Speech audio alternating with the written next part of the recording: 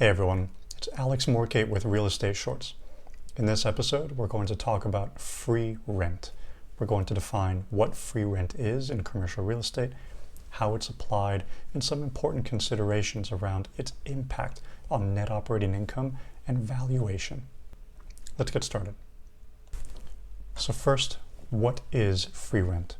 So free rent is effectively a concession. It is an amount of rent forfeited or waived or set up as a rebate to get a tenant to come occupy space in the owner's building. So for example, if you have an apartment building, you may run a 1 month free special. And so you can use this to help entice tenants to come and occupy space so that they don't have to pay that first month. It feels good to the tenant to feel like they're getting a deal, they're getting a bargain. And certainly from the financial perspective, it helps them from budgeting to understand that they don't have that expense in that given month. So from the owner's perspective, this concession could be used as a really valuable marketing tool or negotiating tool to help get tenants occupy space in their building versus another's. Now, how is it used? And I think this is probably one of the most important points, because yes, if it's used as a concession, you're using it to entice a tenant to lease space in your building. But keep in mind, from the tenant's perspective, it's rare for you to come across free lunch, for you to come across free rent or a concession with no strings attached. So it's possible for you to have an extension of the lease term to make up for that free rent period. Or it's possible for the landlord or owner to increase rents to make up for that lost first month or X number of months given away free. So keep in mind that it's rare that there won't be this tit for tat give and get process where the owner is going to entice you to come into the door, but there may not be some other negotiation that it is used as leverage against. So it's this process that I would encourage you to keep in mind. I think the next point is when it gets credited is just as important. And I think especially in commercial real estate where we have longer term leases, that timing of the free rent concession is going to be very important. It could be all up front. It could be staggered. So let's say at the anniversary date of every year. It could be all the way in the tail end of the lease. And so I think as we take a look at its application and timing, it's going to have significant impact on the value that the tenant perceives that concession to have, as well as the impact that that forfeited and therefore lost rent will have on the owner's cash flows. So a really quick example, in this case we have a 10,000 square foot space renting at $25 per square foot. So if the free rent is 3 months, in this case, we will offset, we will not collect, we will forfeit 3 months worth of rent.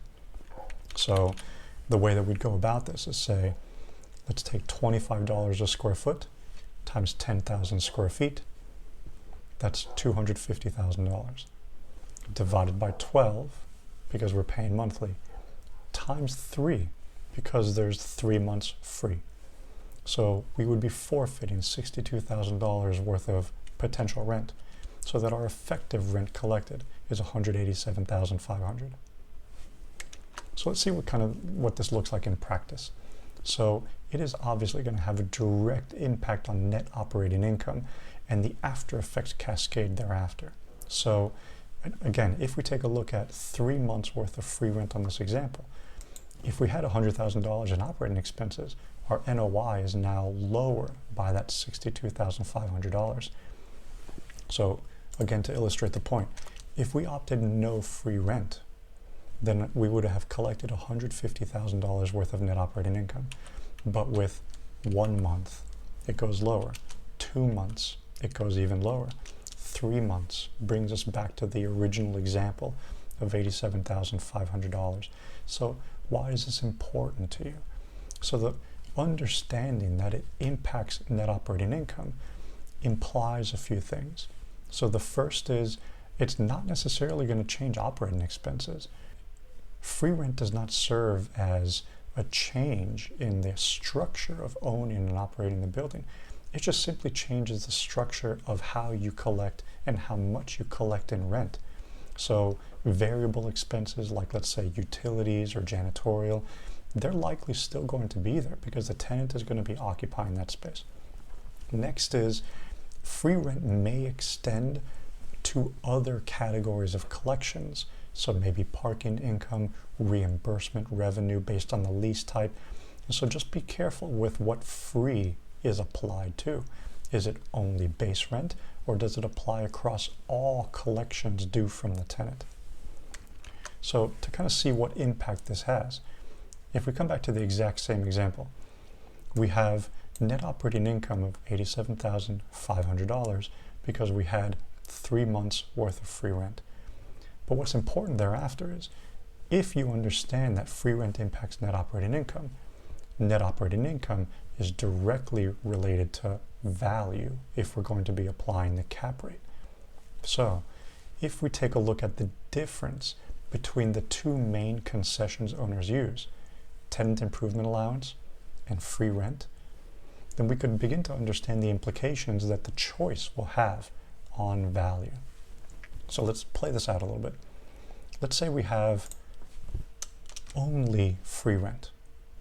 So if we have only free rent, 3 months free, $87,500, that gives us a total cash flow of $87,500. But remember, our value, our capitalized value, is going to be based on the cap rate that we have and the net operating income that we've collected. So this property would be worth 1.45 and change million dollars. Now, let's see what happens if we back this off. So what happens if we have no free rent, but we give the exact same amount as a build out, as a tenant improvement allowance? So from the tenant's perspective, they may be indifferent. They either save the money in free rent or they save the money in build out. They'd be saving the same amount of money. So the choice here then becomes, what impact will it have on value? So if you'll notice, no free rent gives us $150,000 worth of net operating income. Capitalized at the same cap rate gives us a higher property value. Why does this happen? Because tenant improvement allowance is recognized below the line.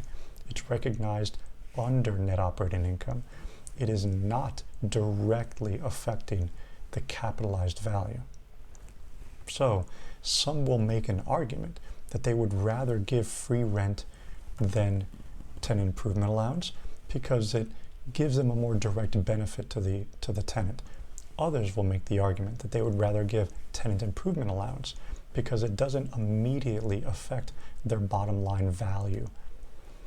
I think most owners are in the game of real estate in the long term, and they recognize that over the long term, the effects or the differences between these two concession options tend to get watered down and washed out through time. But in the short term, you could have a very substantive impact on value if you chose free rent over TI or vice versa. So just keep in mind what your investment strategy is as you deploy leasing strategies and your choice of which concessions are important to you or not. So just to recap, free rent is a concession used by owners to entice tenants to occupy space in their building. There may rarely be a free lunch.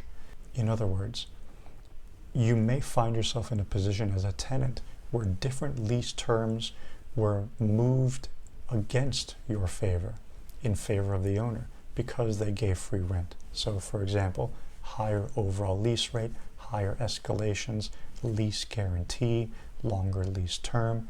So an owner may be using the free rent to get you in through the door, but they may be making up for that cost later.